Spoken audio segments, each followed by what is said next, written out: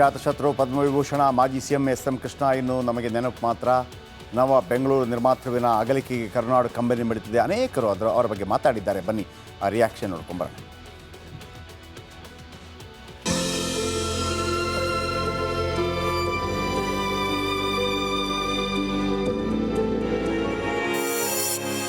SM. ಕೃಷ್ಣರನ್ನು ನೆನೆದು ಡಿಕೆಶಿ ಕಣ್ಣೀರು. ರಾಜಕೀಯ ಗುರು ಕಳೆದುಕೊಂಡು ಕಣ್ಣೀರಿಟ್ಟ ರಮ್ಯಾ. ಕರ್ನಾಟಕದ ಮುತ್ಸದ್ದಿ ರಾಜಕಾರಣಿ, ಅಜಾತಶತ್ರು, ನವ ಬೆಂಗಳೂರು ನಿರ್ಮಾತೃ ಎಸ್.ಎಂ. ಕೃಷ್ಣ ಅಗಲಿಕೆಗೆ ದೇಶವೇ ಕಂಬನಿ ಮಿಡಿಯುತ್ತಿದೆ. ಪಕ್ಷ ಭೇದ ಮರೆತು ಎಲ್ಲ ರಾಜಕಾರಣಿಗಳು ಅಪ್ರತಿಮ ನಾಯಕನಿಗೆ ಕಣ್ಣೀರ ವಿದಾಯ ಹೇಳಿದ್ದಾರೆ. ಸೋಷಿಯಲಿಸ್ಟ್ ಪಾರ್ಟಿಯಿಂದ ರಾಜಕೀಯಕ್ಕೆ ಆಗಮನ. ನಾನು 1962ರಲ್ಲಿ ವಿಧಾನಸಭೆಗೆ ಪ್ರವೇಶ ಮಾಡಿದ್ವಿ. ಅವರು ಸೋಷಿಯಲಿಸ್ಟ್ ಪಾರ್ಟಿಯಿಂದ ಪ್ರಾರಂಭ, ಅವರ ಪೊಲಿಟಿಕಲ್ ಕೆರಿಯರ್ ಪ್ರಾರಂಭ. ಐಟಿ ಟೆಕ್ನಾಲಜಿ ಅಭಿವೃದ್ಧಿಯಾಗಿದ್ದೇ ಅವರಿಂದ. ಇನ್ಫಾರ್ಮೇಷನ್ ಟೆಕ್ನಾಲಜಿ ರೆವಲ್ಯೂಷನ್ ಆಗಿದ್ದು ಅವರ ದೂರದೃಷ್ಟಿಯಿಂದ ಅಂತ ಹೇಳಿ ನಾನು ಭಾಳ ಹೆಮ್ಮೆಯಿಂದ ಇವತ್ತು ಹೇಳೋದಕ್ಕೆ ಬಯಸ್ತೇನೆ. ಲಕ್ಷಾಂತರ ಜನ ಇವತ್ತು ಯುವಕರು ಉದ್ಯೋಗ ಪಡ್ಕೊಂಡಿದ್ದಾರೆ. ಅದೆಲ್ಲದಕ್ಕೂ ಕಾರಣ ಎಸ್.ಎಂ. ಕೃಷ್ಣ ಅವರು ಅಂತೇಳಿ ಭಾಳ ಹೆಮ್ಮೆಯಿಂದ ನಾನು ಹೇಳೋದಕ್ಕೆ ಬಯಸ್ತೇನೆ. ಭಾಳ ಹತ್ತಿರದಿಂದ ನಾನು ಅವ್ರ ಜೊತೆಯಲ್ಲಿ ಕೆಲಸ ಮಾಡಿದ್ದೇನೆ. ಎಸ್.ಎಂ. ಕೃಷ್ಣ ಉತ್ಕೃಷ್ಟ ರಾಜಕಾರಣಿ. ರಾಜ್ಯದ ಮುಖ್ಯಮಂತ್ರಿಗಳಾಗಿ, ಹಣಕಾಸಿನ ಸಚಿವರಾಗಿ, ನೀರಾವರಿ ಕ್ಷೇತ್ರ ಇರುವುದು, ಗ್ರಾಮೀಣ ಭಾಗಕ್ಕೆ ಅವರು ಕೊಟ್ಟಿರ್ತಕ್ಕಂಥ ಕೊಡುಗೆಗಳು, ಉತ್ತರ ಕರ್ನಾಟಕಕ್ಕೆ ಕೊಟ್ಟಿರ್ತಕ್ಕಂಥ ಕೊಡುಗೆಗಳನ್ನು ಅವರು ಸ್ಮರಣೆ ಮಾಡಿದ್ರು. ಜನಾನುರಾಗಿಯಾಗಿ ಅವ್ರದ್ದೇ ಆದಂಥ ಒಂದು ಉತ್ಕೃಷ್ಟ ರಾಜಕಾರಣವನ್ನು ಮಾಡ್ಕೊಂಡು ಬಂದಿರತಕ್ಕಂಥವ್ರು. ಜನಮೆಚ್ಚಿದ ನಾಯಕ ಎಸ್.ಎಂ. ಕೃಷ್ಣರನ್ನ ಕಳೆದುಕೊಂಡು ರಾಜಕೀಯ ರಂಗ ಅನಾಥವಾಯಿತೆಂದರೆ ತಪ್ಪಾಗಲಾರದು. News desk, republic Kannada. ಆಮೇಲೆ ಏನಾಗುತ್ತೆ, ಈ ಪ್ರಚಾರ ಸಂದರ್ಭದಲ್ಲಿ ಯಾವುದೋ ನಾಟಕ ನೋಡಿ ದುಡ್ಡು ಕೊಟ್ಟಿರ್ತಾರಂತೆ. ದುಡ್ಡು ಕೊಡೋಂಗಿಲ್ಲ ಎಲೆಕ್ಷನ್ಗೆ. ಆಗ ವೀರಣ್ಣಗೌಡರು ಏನು ಮಾಡ್ತಾರೆ, ಶಾಸಕತ್ವ ರದ್ದುಪಡಿಸಬೇಕು ಅಂತೇಳಿ ಕೇಳ್ತಾರಂತೆ. ವೀರಣ್ಣಗೌಡರು ದೂರು ಕೊಡ್ತಾರೆ. ಆಮೇಲೆ ಮದ್ದೂರು ಶಾಸಕ ಆಗಿರ್ತಾರೆ ಅವರು. ಶಾಸಕ ಸ್ಥಾನ ಅಸಿಂಧು ಆಗಿರುತ್ತೆ ಕೆಲವು ದಿನಗಳ ಕಾಲ. ಆದರೆ ಹೈಕೋರ್ಟ್ ಕೃಷ್ಣ ಆಯ್ಕೆ ಸಿಂಧು ಅಂತ ತೀರ್ಪು ಕೊಡುತ್ತೆ. ಇನ್ನೊಂದು ಫೋಟೋ ತೋರಿಸ್ತೀನಿ, ವೆರಿ ಇಂಟ್ರೆಸ್ಟಿಂಗ್ ಫೋಟೋ. ಆಗಿನವರಿಗೆಲ್ಲ ಇದರ ಬಗ್ಗೆ ಗೊತ್ತಿರ್ಬೋದು. ಭಾರತ ಸರ್ಕಾರ ಪೆಟ್ರೋಲ್ ದರ ಏರಿಸಿರುತ್ತೆ. ಆಗ ಎಸ್.ಎಂ. ಕೃಷ್ಣ ಸೈಕಲಲ್ಲಿ ವಿಧಾನಸೌಧಕ್ಕೆ ಬಂದಿರುವಂಥ ಫೋಟೋ ನೋಡಿ. ಆಗ ಆ ಎಸ್.ಎಂ. ಕೃಷ್ಣ ಯಾವ ಥರ ಕಾಣ್ತಾ ಇದ್ರು ಅಂತಂದರೆ, ತೆಲುಗು ಸಿನಿಮಾದಲ್ಲಿ ಒಬ್ಬ ಸೂಪರ್ ಸ್ಟಾರ್ ಕೃಷ್ಣ ಅಂತಿದ್ದಾರೆ. ಈಗ ಮಹೇಶ್ ಬಾಬು ಇದ್ದಾರಲ್ಲ, ಮಹೇಶ್ ಬಾಬು ಅವರ ತಂದೆ, ಅವರ ಹೆಸರು ಕೂಡ ಕೃಷ್ಣ ಅಂತ. ಹಂಗೆ ಕಾಣ್ತಾ ಇದ್ರು. ಆಮೇಲೆ 1968 or 70 ಒಂದು ಸಭೆ ನಡೀತಾ ಇರುತ್ತೆ ಡೆಲ್ಲಿಯಲ್ಲಿ. ಪ್ರಧಾನಮಂತ್ರಿ ಇಂದಿರಾ ಗಾಂಧಿ ಆ ಸಭೆಯ ಮುಖ್ಯಸ್ಥೆ. ಆ ಕಾರ್ಯಸೂಚಿಯನ್ನು ಅವರು ಓದಬೇಕಾಗಿತ್ತು. ಯಾರು?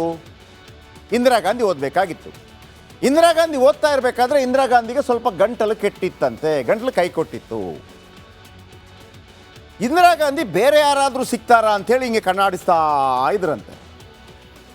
ಅಲ್ಲಿ ಎಸ್.ಎಂ. ಕೃಷ್ಣ ಯುವ ಸಂಸದ, ಅವರಿಗೆ ಎಲ್ಲೂ ಸೀಟ್ ಇಲ್ಲದೆ ಅವರು ಆ ಕಡೆ ಈ ಕಡೆ ತಿರುಗ್ತಾ ಇದ್ರು. ಎಲ್ಲಾದರೂ ಸೀಟ್ ಸಿಗತ್ತಾ ಅಂತೇಳಿ ನೋಡಿದಾಗ ಇಂದಿರಾ ಗಾಂಧಿ ಪಕ್ಕದಲ್ಲಿ ಒಂದು ಸೀಟ್ ಖಾಲಿ ಇತ್ತಂತೆ. ಎಸ್.ಎಂ. ಕೃಷ್ಣ ನೋಡೋದಕ್ಕೂ, ಇಂದಿರಾ ಗಾಂಧಿ ಎಸ್.ಎಂ. ಕೃಷ್ಣ ಅವರನ್ನು ನೋಡೋದಕ್ಕೂ, ಇಬ್ಬರು ನೋಡೋದಕ್ಕೂ ಕರೆಕ್ಟ್ ಟೈಮಿಂಗ್ ಆಯಿತು. ನೋಡಿದಾಗ ಕರೆದ್ರಂತೆ. ಯಾರು?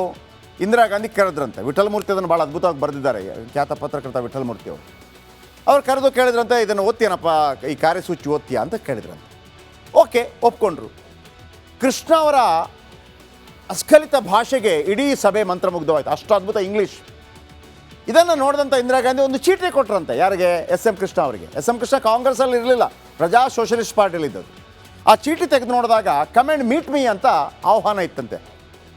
ಆಗ ಪ್ರಜಾ ಸೋಷಲಿಸ್ಟ್ ಪಾರ್ಟಿಯಲ್ಲಿದ್ದ ಎಸ್.ಎಂ. ಕೃಷ್ಣ ಅವ್ರು ಹೇಳ್ತಾರಂತೆ, ನೀವು ಯಾಕೆ ಪ್ರಜಾ ಸೋಷಲಿಸ್ಟ್ ಪಾರ್ಟಿಯಲ್ಲಿದ್ದೀರಿ, ನಾವು ಕೂಡ ನಿಮಗಾಗಿ ಹೋರಾಟ ಮಾಡ್ತಾ ಇರುವಂಥವ್ರು, ನಿಮ್ಮ ಆಶೋತ್ತರಗಳಿಗೆ ಬನ್ನಿ ಸೇರ್ಕೊಂಬಿಡಿ ಅಂತ ಹೇಳ್ತಾರಂತೆ. ಹಿಂಗೆ ಹೇಳಿದ್ದಾರಂತೆ ಎಸ್.ಎಂ. ಕೃಷ್ಣ ಪ್ರಜಾ ಸೋಷಲಿಸ್ಟ್ ಪಾರ್ಟಿ ಸಭೆಯಲ್ಲಿ ಹೇಳಿದಾಗ ಪ್ರಜಾ ಸೋಷಲಿಸ್ಟ್ ಪಾರ್ಟಿಯವರು ಒಪ್ಪೋದಿಲ್ಲ, ಇಲ್ಲ ನಾವು ವಿಲೀನ ಆಗೋದಿಲ್ಲ ಅಂತ. ಅದನ್ನು ಬಂದವರು ಇಂದಿರಾ ಗಾಂಧಿಗೆ ಹೇಳ್ತಾರಂತೆ. ಇಂದಿರಾ ಗಾಂಧಿ ಹೇಳ್ತಾರಂತೆ, ಅವ್ರು ಬರ್ತಾರಿಲ್ಲ ಗೊತ್ತಿಲ್ಲ, ನೀನು ಬಾ, ನಿನಗೆ ಮುಂದೆ ತುಂಬ ದೊಡ್ಡ ಅವಕಾಶ ಇದೆ ಅಂತೇಳಿ. ಆ ಹೇಳಿದ ಕಾರಣಕ್ಕಾಗಿ ಕಾಂಗ್ರೆಸ್ ಪಾರ್ಟಿ ಸೇರಿದ್ದು ಎಸ್ ಎಂ ಕೃಷ್ಣ. ಆಮೇಲೆ 1983 ಈ ಫೋಟೋ ಸಿಕ್ಕಿಲ್ಲ ನನಗೆ, ಬಟ್ ಇದು ಹೇಳಿದಂಥ ಮಾತು ನಿಜ. 1983 ತಿರುಪತಿಗೆ ಹೋಗಿರ್ತಾರೆ ಎಸ್ ಎಂ ಕೃಷ್ಣ. ಈ ಮಂಗಳಾರತಿ ತಗೊಳ್ಳೋ ವೇಳೆ ಅಚಾನಕ್ಕಾಗಿ ವಾಚ್ ಜಾರು ಬಿಡುತ್ತಂತೆ, ಅಂದರೆ ಈ ವಾಚ್ ಜಾರು ಬಿಡುತ್ತಂತೆ. ಆಗ ಅಲ್ಲಿಯ ಅರ್ಚಕರು ಹೇಳಿದ್ರಂತೆ, ಅದು ವಾಚ್ ಹೆಂಗೂ ಜಾರ್ತಲ್ವ ಕೈಯಿಂದ, ಅದನ್ನು ಹುಂಡಿಗೆ ಹಾಕಿಬಿಡಿ ಅಂತ ಅಂದ್ರಂತೆ. ಅವರೇನು ಪ್ರಶ್ನೆ ಮಾಡಲಿಲ್ಲ, ಡೈರೆಕ್ಟಾಗಿ ಹಾಗೆ ಆ ವಾಚನ್ನು ಹುಂಡಿಗೆ ಹಾಕಿದ್ರಂತೆ. ಅದೆಲ್ಲ ನಂಬಿಕೆ. ಆ ಹುಂಡಿಗೆ ಹಾಕಿದ ಮರುದಿವಸ ಡೆಲ್ಲಿಯಿಂದ ಕರೆ ಬಂತಂತೆ. ದೆಹಲಿಗೆ ಹೋದಾಗ ಕೈಗಾರಿಕಾ ಮಂತ್ರಿ ಆಗಿದ್ದರು, ಕೇಂದ್ರ ಸಚಿವರಾಗಿರ್ತಾರೆ S M Krishna. 1999 Karnataka C M ಆಗಿ ಪ್ರಮಾಣ ವಚನ ಸ್ವೀಕಾರ ಮಾಡಿದಂಥ ದೃಶ್ಯ. ಖುರ್ಷಿದ್ ಆಲಂ ಖಾನ್, ಭಾಳ ಹೆಸರು ಕೇಳಿದ್ರು ನೋಡಿ. ಇವರ ಕಾಲಾವಧಿಯಲ್ಲಿ ಅಂದರೆ ಮುಖ್ಯಮಂತ್ರಿ ನೋಡಿ, ಕೆಲವರಿಗೆ ಎಂತೆಂಥ ಸಂದಿಗ್ಧತೆ ಒದಗಿ ಬರುತ್ತೆ. 1999 ಮುಖ್ಯಮಂತ್ರಿ ಆಗಿದ್ದು. ಮುಂದಿನ ವರ್ಷ 2000 ಇಸ್ವಿ ಜುಲೈ 30ನೇ ತಾರೀಕು ರಾಜ್ಕುಮಾರ್ ಕಿಡ್ನ್ಯಾಪ್ ಆಗುತ್ತೆ. ಒಂದೇ ವರ್ಷ. ನಾನು ಇದನ್ನು ಅಲ್ಲಿ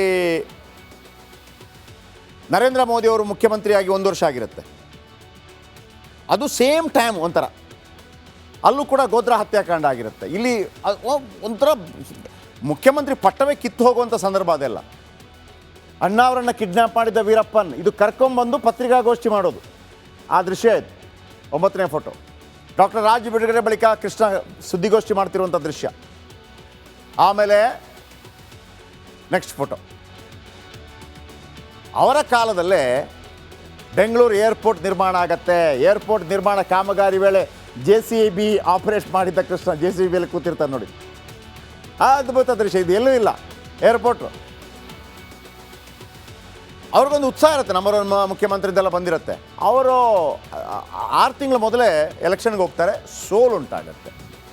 ಸೋಲುಂಟಾಗಿ ನೆಕ್ಸ್ಟ್ ಧರ್ಮಸಿಂಗ್ ಮುಖ್ಯಮಂತ್ರಿ ಆಗ್ತಾರೆ. ಓಕೆ, ನೆಕ್ಸ್ಟ್ ಈಗ ನಿಮಗೊಂದು 10 ಫೋಟೋ ತೋರಿಸ್ತೇನೆ, ಭಾಳ ಅಪರೂಪದ ಫೋಟೋ. ಇದು ಬಾಲಕ ಎಸ್ ಎಂ ಕೃಷ್ಣ ಅವರ ಫೋಟೋ. ಅವರು ಆರಂಭದಲ್ಲೇ ಭಾಳ ಶ್ರೀಮಂತ ಮನೆತನದಿಂದ ಬಂದವರು. ಸೋಮನಹಳ್ಳಿಯಲ್ಲಿ ತೆಗೆದಂಥ ಫೋಟೋ, ಮದ್ದೂರಿನ ಸೋಮನಹಳ್ಳಿಯಲ್ಲಿ ಫೋಟೋ. ಇನ್ನೊಂದು ಫೋಟೋ ಇದೆ, ತೋರಿಸ್ತೀನಿ ನೋಡಿ. ಇದು 1934, ಅಂದರೆ ಇವರು ಹುಟ್ಟಿದ್ದು 1932ರಲ್ಲಿ. 2ನೇ ಫೋಟೋ ನೋಡಿ. ಮಹಾತ್ಮ ಗಾಂಧೀಜಿ 1934ರಲ್ಲಿ ಸೋಮನಹಳ್ಳಿಗೆ ಬಂದಿದ್ದರು. ಆಗ ಗಾಂಧೀಜಿಗೆ ಆ ಹುಡುಗ ಅಲ್ಲ, ಅಲ್ಲಿ ಪಕ್ಕದಲ್ಲಿ ಒಂದು ಸೈಡಲ್ಲಿ ಕಾಣ್ತಿದೆಯಲ್ಲ, ಆ ಟೊಪ್ಪಿ ಹಾಕಿದ ಹುಡುಗ ಅಲ್ಲ, ಇನ್ನೊಂದು ಹುಡುಗ, ಒಂದು ಪುಟ್ಟ ಬಾಲಕ ಕಾಣ್ತಾ ಇದ್ದಾನೆ, ಅದು ಎಸ್ ಎಂ ಕೃಷ್ಣ. 3 ವರ್ಷದ ಬಾಲಕ S M Krishna. S M Krishna ಅವರ ಗಲ್ಲ ಮುಟ್ಟಿ ಗಾಂಧೀಜಿ ಮಾತನಾಡಿಸಿದ್ರಂತೆ. ಆಮೇಲೆ ಆ ಸಂದರ್ಭದಲ್ಲಿ, ಸ್ವಾತಂತ್ರ್ಯ ಹೋರಾಟ ಸಂದರ್ಭದಲ್ಲಿ, ಅಂದು ಗಾಂಧೀಜಿಗೆ ಕೃಷ್ಣ ಅವರ ತಂದೆ 300 ರೂಪಾಯಿ ಕೊಟ್ಟಿದ್ರಂತೆ. ಜೊತೆಗೆ ಎಸ್ ಎಂ ಕೃಷ್ಣ ಅವರ ಕಿವಿಯಲ್ಲಿ ಒಂದು ಬೆಂಡೋಲೆ ಥರ ಇರುತ್ತಲ್ಲ, ಅದನ್ನು ಕೊಟ್ಟಿದ್ರಂತೆ ಗಾಂಧಿಯವರಿಗೆ. ಆಮೇಲೆ ಎಸ್ ಎಂ ಕೃಷ್ಣ ಅಮೇರಿಕಾದಲ್ಲಿ ಓದು ಮುಗಿಸ್ತಾರೆ. ಅದರ ಫೋಟೋ ತೋರಿಸ್ತೀನಿ ನೋಡಿ. ಅಮೇರಿಕಾದಲ್ಲಿ ಓದಿ ಮುಗಿಸ್ತಾರೆ. ಇದ್ರಲ್ಲಿ ನೋಡಿ, ಇಲ್ಲಿ ಜಾನ್ ಎಫ್ ಕೆನಡಿಯ ಒಂದು ಫೋಟೋ ಮೇಲೆ ಕಡೆ ಕಾಣ್ತಾ ಇದೆ. 1960, ಅಂದರೆ 28 ವರ್ಷ, 1960, 28 ವರ್ಷ ಎಸ್ ಎಂ ಕೃಷ್ಣ ಅವರಿಗೆ. ಆಗ ನೋಡಿ, 28 ವರ್ಷ. ತನ್ನ 28ನೇ ವರ್ಷದಲ್ಲಿ ಜಾನ್ ಎಫ್ ಕೆನಡಿಯವರ ಅಧ್ಯಕ್ಷೀಯ ಚುನಾವಣೆಗೆ ಪ್ರಚಾರ ಮಾಡಿರ್ತಾರೆ. ಯಾರು? S M Krishna. John F Kennedy ಗೆದ್ದ ಬಳಿಕ ಈ ಧನ್ಯವಾದ ಪತ್ರವನ್ನು ಕಳಿಸಿರ್ತಾರೆ ನೋಡಿ. ಧನ್ಯವಾದ ಪತ್ರ, thank you S M Krishna ಅಂತೇಳಿ. ಇದು ಧನ್ಯವಾದ ಪತ್ರ. ನೆಕ್ಸ್ಟು, ಎಸ್ ಎಂ ಕೃಷ್ಣ 1962ರಲ್ಲಿ ವಿಧಾನಸಭೆ ಪ್ರವೇಶ ಮಾಡ್ತಾರೆ, ಕರೆಕ್ಟಾಗಿ 30ನೇ ವಯಸ್ಸಿಗೆ. ಒಮ್ಮೆ ನಮ್ಮನ್ನೆಲ್ಲ ಮೆಲಕು ಹಾಕೊಳ್ಳಿ, ನಾವೆಲ್ಲ 30ನೇ ವಯಸ್ಸಿಗೆ ಎಲ್ಲಿದ್ದೀವಿ, ಅವರೆಲ್ಲಿದ್ದರು ಅಂತೇಳಿ. ಎಸ್ ಎಂ ಕೃಷ್ಣ ಆಮೇಲೆ ಅಲ್ಲಿಂದ ಪಕ್ಷೇತರರಾಗಿ ಗೆಲ್ತಾರೆ. ಕಾಂಗ್ರೆಸ್ನ ವೀರಣ್ಣಗೌಡರು ಅನ್ನುವಂಥ ಮಹಾನ್ ಘಟಾನುಘಟಿ ನಾಯಕರನ್ನು ಸೋಲಿಸ್ತಾರೆ. ಆ ಮಹಾನ್ ಘಟಾನುಘಟಿ ನಾಯಕರ ಪರವಾಗಿ ಸ್ವತಃ ಜವಾಹರಲಾಲ್ ನೆಹರು ಪ್ರಚಾರಕ್ಕೆ ಬಂದಿರ್ತಾರೆ, ಆದರೂ ಸೋಲಿಸ್ತಾರೆ ಇವರು. ಆಮೇಲೆ ಏನಾಗುತ್ತೆ, ಈ ಪ್ರಚಾರ ಸಂದರ್ಭದಲ್ಲಿ ಯಾವುದೋ ನಾಟಕ ನೋಡಿ ದುಡ್ಡು ಕೊಟ್ಟಿರ್ತಾರಂತೆ. ದುಡ್ಡು ಕೊಡೋಂಗಿಲ್ಲ ಎಲೆಕ್ಷನ್ಗೆ. ಆಗ ವೀರಣ್ಣಗೌಡರು ಏನು ಮಾಡ್ತಾರೆ, ಶಾಸಕತ್ವ ರದ್ದುಪಡಿಸಬೇಕು ಅಂತೇಳಿ ಕೇಳ್ತಾರಂತೆ. ವೀರಣ್ಣಗೌಡರು ದೂರು ಕೊಡ್ತಾರೆ. ಆಮೇಲೆ ಮದ್ದೂರು ಶಾಸಕ ಆಗಿರ್ತಾರೆ ಅವರು. ಶಾಸಕ ಸ್ಥಾನ ಅಸಿಂಧು ಆಗಿರುತ್ತೆ ಕೆಲವು ದಿನಗಳ ಕಾಲ. ಆದರೆ ಹೈಕೋರ್ಟ್ ಕೃಷ್ಣ ಆಯ್ಕೆ ಸಿಂಧು ಅಂತ ತೀರ್ಪು ಕೊಡುತ್ತೆ. ಇನ್ನೊಂದು ಫೋಟೋ ತೋರಿಸ್ತೀನಿ, ವೆರಿ ಇಂಟ್ರೆಸ್ಟಿಂಗ್ ಫೋಟೋ. ಆಗಿನವರಿಗೆಲ್ಲ ಇದ್ರ ಬಗ್ಗೆ ಗೊತ್ತಿರ್ಬೋದು. ಭಾರತ ಸರ್ಕಾರ ಪೆಟ್ರೋಲ್ ದರ ಏರಿಸಿರುತ್ತೆ, ಆಗ SM ಕೃಷ್ಣ ಸೈಕಲಲ್ಲಿ ವಿಧಾನಸೌಧಕ್ಕೆ ಬಂದಿರುವಂಥ ಫೋಟೋ ನೋಡಿ. ಆಗ ಆ SM ಕೃಷ್ಣ ಯಾವ ಥರ ಕಾಣ್ತಾ ಇದ್ರು ಅಂತಂದರೆ, ತೆಲುಗು ಸಿನಿಮಾದಲ್ಲಿ ಒಬ್ಬ ಸೂಪರ್ ಸ್ಟಾರ್ ಕೃಷ್ಣ ಅಂತಿದ್ದಾರೆ. ಈಗ ಮಹೇಶ್ ಬಾಬು ಇದ್ದಾರಲ್ಲ, ಮಹೇಶ್ ಬಾಬು ಅವರ ತಂದೆ, ಅವರ ಹೆಸರು ಕೂಡ ಕೃಷ್ಣ ಅಂತ, ಹಂಗೆ ಕಾಣ್ತಾ ಇದ್ರು. ಆಮೇಲೆ 1968 or 70